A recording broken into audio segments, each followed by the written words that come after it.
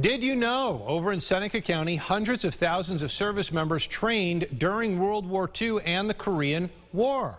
Well, now a former training site there has become the state's first ever veterans cemetery. Erica Koss has more now. Seneca County Manager Mitch WROC says Sampson Veterans Memorial Cemetery is personal to him. His father, a former veteran, is buried there. He was in the U.S. Army during the Second World War, Purple Heart recipient. He had been injured in duty over in Europe.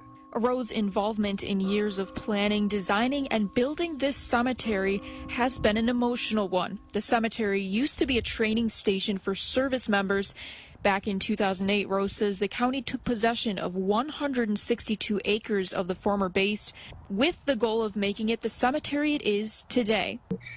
Very deep and rich military history here in Seneca County. And I know a number of other people whose loved ones are buried there. WROC says he'd always hoped Sampson would become either a federal or state veterans cemetery. So when he found out New York was looking for one, the county applied right away. He says everything was already constructed, making them a great candidate.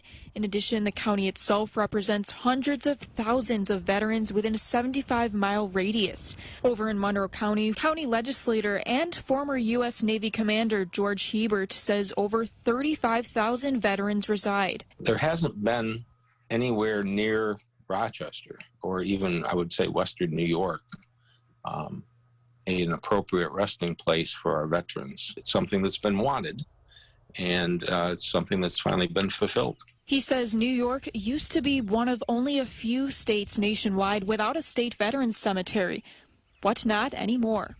Reporting, Erica Koss, News 8. Thank you, Erica. The decision to choose Sampson as the state's cemetery was unanimous. The next steps will be figuring out funds for operating and maintaining the cemetery for the first 10 years, and eventually they hope to apply for federal funding.